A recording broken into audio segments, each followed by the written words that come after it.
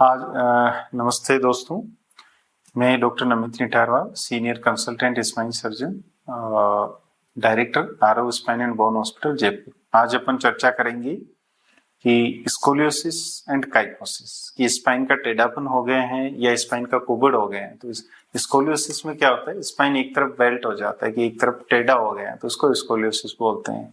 Kyphosis जिसमें spine आगे की तरफ झुक जाता है और पीछे एक हम्प निकल आता है, जिसको अपन लोकल लैंग्वेज में कुबड़ भी बोलते हैं। आपने भी कई पेशेंट्स देखे होंगे जिनका स्पाइन आगे झुका होता है और पीछे डोर्सल में हम्प निकला होता है, या तो उसको अपन कुबड़पन बोलते हैं।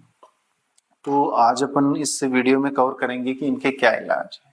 सबसे पहले तो देखो, इसमें किस एज में हुआ है वो इम्पोर्टेंट है। ये जनरली कुछ कंजेनाइटल होते हैं जो जन्मजात होते हैं, वो बच्चों में मैनिफेस्ट हो जाते हैं। कुछ डेवलपमेंटल होते हैं, वो अपने को एडोलेसेंट एज यानी कि 12-13 साल बाद में डेवलप होते हैं। और कुछ लेट ऑनसेट होते हैं जो अपने को मिडिल एज में होते हैं, और कुछ स्पाइन के डिजेनरेशन की वजह से होते हैं जो ओल्ड एज में होते हैं।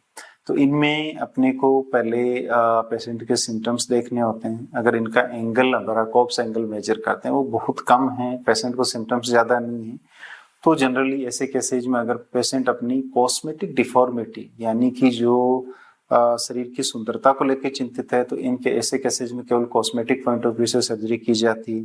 अगर पेशेंट को फंक्शनल डेफिशिएट है या क्रोनिक पेन है, तो उन केसेज में अपने को उसकी फंक्शन को रिस्टोर करने के लिए और पेन को रिलीव करने के लिए सर्जरी करते हैं। या किस पेशेंट में न्यूरोलॉजिकल डेफिशिएट हो गए हैं, तो उसमें उस न्यूरोलॉजिकल डेफिशिएट से फर्दर डैमेज बचाने के लिए उनमें सर्जरी करते हैं। तो ये स्कोलियोसिस और काइफोसिस अलग अलग टाइप्स के होते हैं, उन्हीं के हिसाब से इनकी ग्रेडिंग करके कितना सीवियरिटी ऑफ एंगल है, डिफरेंट टाइप ऑफ इनकी सर्जरीज होती हैं। तो इनमें जनरली जो बेसिक कंसेप्ट इस सर्जरी का रहता है वो अपना रहता है कि अपन इसमें स्पाइन को screw, pedicle screw and road से फिक्स करते हैं, और कुछ पार्ट की जहाँ पे कुछ बोन एक्स्ट्रा है या कंजेनाइटली एबनॉर्मल बोन है, उसको अपन उस पार्ट को ओस्टेटोमी बोलते हैं, उस पार्ट को रिमूव करते हैं। और फिर अपन इसको स्पाइन को कुछ मैनिपुलेशन टेक्निक्स होता है, जो भी डिफॉर्मिटी है उसको करेक्ट करके फिर उस पर रोड फिक्स कर देते हैं, और फिर वहां पे उस पार्ट को, स्पाइन को सपोर्ट करने के लिए बोन्स को फ्यूज कर देते हैं, ताकि बोन्स उसी स्टेज में फ्यूज हो जाती है। तो अगर आपको लगे कि स्पाइन में आपको कुबड़पन है या स्कोलियोसिस है, स्पाइन का टेढ़ापन है, तो घबराना नहीं चाहिए।